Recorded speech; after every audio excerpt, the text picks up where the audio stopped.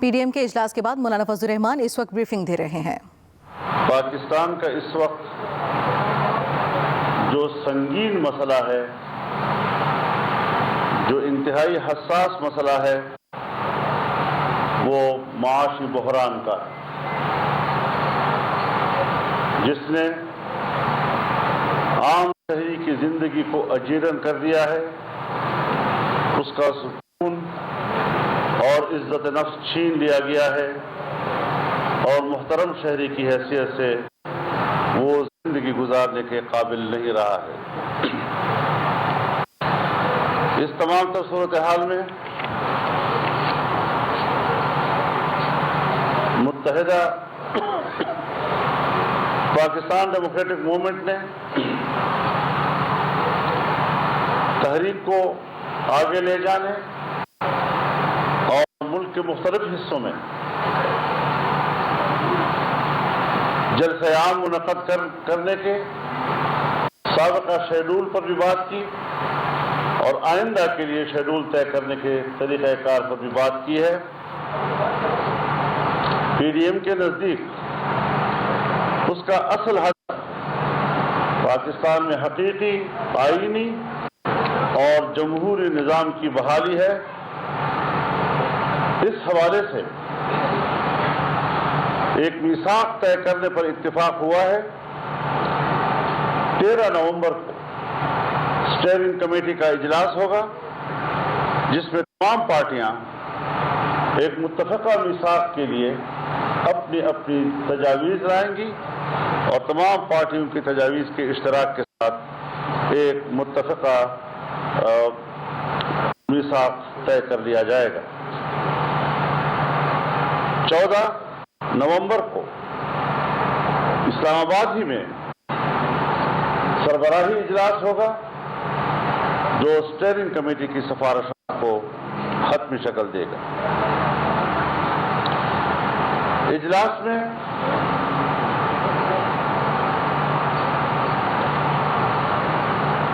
اکتوبر کو کراچی میں مقامی ہوٹل کے اندر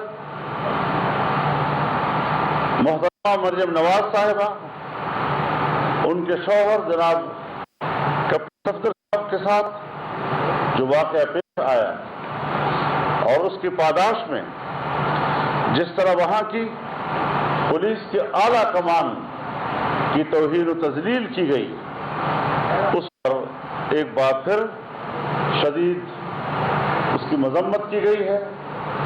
اور پھر اس کے بعد آرمی چیف کی سطح پر مداخلت ہوئی، کیونکہ پولیس کے تمام افسران نے صوبے میں چھٹی پر جانے کا فیصلہ کر لیا تھا، اور ان کو یہ کہا گیا تھا کہ ہم ایک تحقیقاتی کمیٹی بنائیں گے جو 10 روز کے اندر سفارشات پیش کرے گی، لیکن آج 3 ہفتے ہو رہے ہیں، اس کی کسی قسم کی ابھی تک رپورٹ سامنے نہیں آ رہی۔ کیوں نہیں آ رہی، اور اس حوالے سے کس بنیاد پر تاخیر کی جا رہی ہے، تو اس حوالے سے بھی تشویش کا اظہار کیا گیا، اور پولیس کے ساتھ روا رکھے گئے ناروا سلوک کی شدید الفاظ میں مذمت کی گئی ہے۔ آج کے ہمارے اجلاس میں پاکستان کے وزیر داخلہ اعجاز شاہ کے بیان پر بھی احتجاج کیا گیا، جس میں انہوں نے ایک طرف اعتراف کیا ہے کہ ماضی میں عوامی نیشنل پارٹی کے قائدین اور ان کے اراکین جو قتل کیے گئے، شہید کیے گئے، وہ کیوں شہید کیے گئے تھے، اور آج آنے والے دنوں میں پھر مسلم لیگ کو دھمکی دی ہے کہ اگر وہ اس روش پہ جائے گی تو ان کے لوگ بھی قتل کیے جائیں گے۔ اعتراف ہے ریاست کی سطح پر کہ پاکستان میں اصل دہشت گرد کون ہے، سیاسی جماعتوں کے قائدین اور ان کے معزز اراکین کو نشانہ بنانے والے اصل قوتیں کون ہیں، فرنٹ پر دہشت گردوں کو رکھتے ہیں، اور در حقیقت اس کی منصوبہ بندی ریاست کی سطح پر کیوں ہوتی ہے، اس کو بھی ہائی لائٹ کیا گیا، اور اس پر شدید الفاظ میں اس کی مذمت کی گئی ہے۔ اور یہ طے کیا گیا ہے کہ اگر کوئی بھی دوسرا حادثہ ہوتا ہے یا پی ڈی ایم کے جلسوں میں کوئی واقعہ ہوتا ہے تو پھر ہمیں تحقیق کی ضرورت نہیں ہوگی، ہمیں اس میں جرم کرنے والی شخصیات کا اور اداروں کا پتہ چل گیا ہے، یہی ان کے آئندہ کے لیے ذمہ دار ہوں گے۔ فورن فنڈنگ کیس کا فیصلہ کیوں زیر التوا ہے؟ ساری دنیا کو چور کہا جا رہا ہے، عدالتوں میں گھسیٹا جا رہا ہے، نیب پہ گھسیٹا جا رہا ہے، اور خود اپنے اوپر دائر مقدمات التوا کا شکار ہوتے جا رہے ہیں۔ اس سے صاف ظاہر ہے کہ دال میں سب کچھ کالا ہی ہے۔ جسٹس قاضی فائز عیسیٰ صاحب کے فیصلے کے بارے میں جو سپریم کورٹ کے ریمارکس ہیں وہ انتہائی اہمیت کے حامل ہیں۔ اس سے حکومتوں کی رویے، حتیٰ کہ پرائم منسٹر ہاؤس کے رویے، پریزیڈنسی کے رویے، اداروں کے رویے وہ صاف طور پر سامنے آ رہے ہیں کہ وہ ملک کی سیاسی، آئینی اور جمہوری نظام پر کس قدر منفی اثرات مرتب کر رہے ہیں۔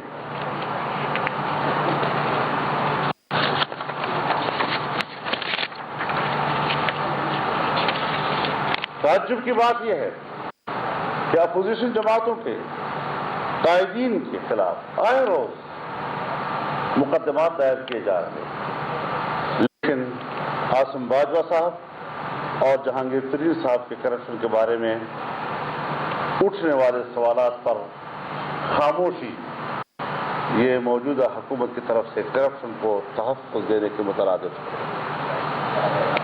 اجلاس میں جنگ گروپ کے چیف جناب میر شکیل الرحمان صاحب کی گرفتاری پر انتہائی تشویش اور افسوس اظہار کیا ہے۔ اس گرفتاری کو ایک ناجائز اور میڈیا کے خلاف کارروائی قرار دیا ہے، ان کی زبان بندی اور گلا گھونٹنے کے مترادف قرار دیا گیا ہے اور ان کی رہائی کا مطالبہ کیا ہے۔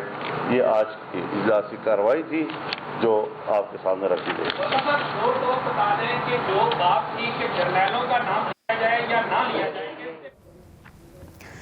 سربراہ پی ڈی ایم مولانا فضل الرحمان میڈیا سے گفتگو کر رہے تھے، جس میں انہوں نے بتایا کہ تحریک کو اسی طرح سے چلانے کے سلسلے پر غور کیا گیا ہے۔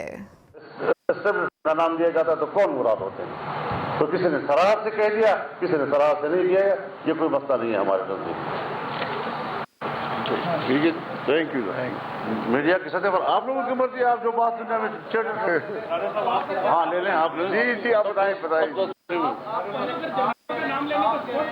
میں کرتا ہوں آگے آپ دیکھیں، یہ کوئی مسئلہ نہیں ہے، مسئلے کو مسئلہ بنا رہے ہو۔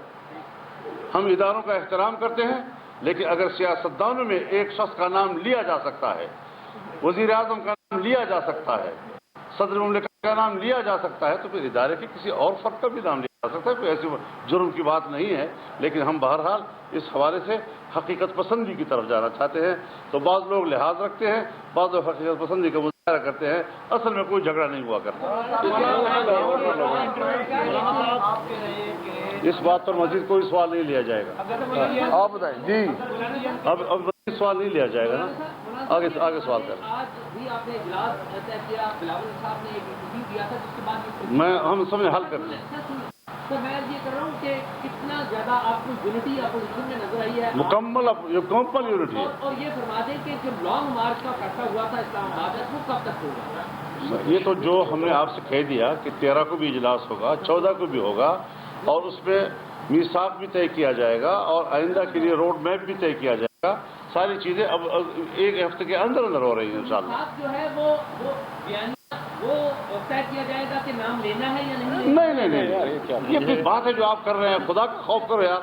ایک ملک کے نظام پر بات ہو رہی ہے، اس کے پورے نظام کو ہم نے کس طرح لیا جائے یا نہ لیا جائے۔ جنرل باجوہ کا نام لیا ہے، یعنی آپ نے ملک کی سیاست کو اس سطح پر لے رہے ہیں۔ یہ سطح نہیں ہے ہماری جہاں ہم بیٹھے ہوئے ہیں، اس کی سطح بلند ہے اور بلند سطح پر بات ہو رہی ہے۔